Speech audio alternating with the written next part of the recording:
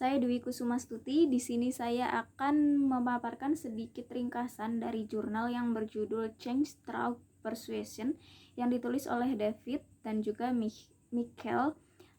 Dalam jurnal ini ditulis bahwa pemimpin itu dapat melakukan sebuah perubahan atau dapat membuat perubahan terjadi hanya jika mereka memiliki strategi persuasi yang koheren. Nah, perubahan cenderung dipandang begitu sulit karena kebanyakan orang itu enggan mengubah kebiasaan mereka. Nah, mereka juga menganggap apa yang berhasil di masa lalu sudah cukup baik. Misalnya dengan tidak adanya ancaman yang mengerikan dan karyawan akan tetap melakukan apa yang mereka lakukan. Dari situ organisasi yang sukses dipandang memiliki pemimpin yang sukses juga. Resistensinya terhadap perubahan biasanya akan dianggap lebih kuat.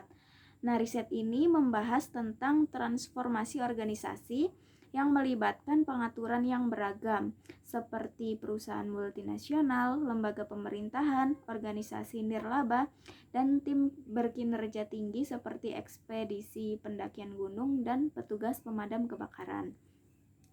Ditemukan bahwa agar perubahan itu tetap ada, para pemimpin itu harus merancang dan menjalankan kampanye persuasi yang efektif. Nah, itu juga perlu dimulai oleh beberapa minggu atau beberapa bulan sebelum rencana perubahan itu, rencana perubahan haluan yang sebenarnya itu ditetapkan secara konkret. Manajer juga harus melakukan pekerjaan yang signifikan untuk memastikan dan meyakinkan bahwa karyawan akan benar-benar mendengarkan pesan yang sulit, mempertanyakan asumsi lama, dan mempertimbangkan cara kerja yang baru. Nah, untuk mencapai semua ini tentunya membutuhkan beberapa strategi komunikasi. Sebelumnya itu seorang manajer itu harus mengumumkan suatu kebijakan atau mengeluarkan serangkaian instruksi. Lalu para pemimpin perlu menyiapkan panggung untuk penerimaan.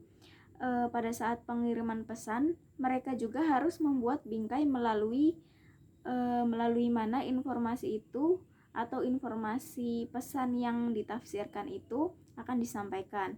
Nah, seiring berjalannya waktu, mereka juga harus mengatur suasana hati sehingga kondisi emosional karyawannya itu mendukung penerapan dan tindak lanjut perubahan.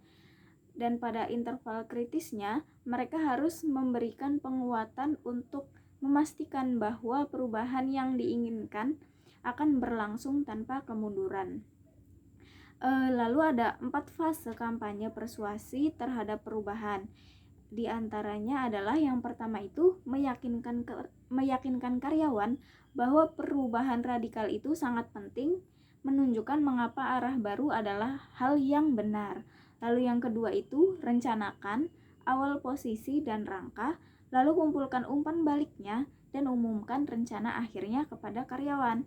Lalu yang ketiga, manajer itu harus mengelola suasana hati karyawan melalui komunikasi yang konstan tentunya. Lalu yang keempat, manajer juga harus memperkuat pedoman perilaku untuk menghindari kemunduran terhadap perubahan itu sendiri. Demikian yang dapat saya sampaikan dari ringkasan jurnal yang berjudul Change Through Persuasion. Kurang dan lebihnya mohon maaf. Terima kasih.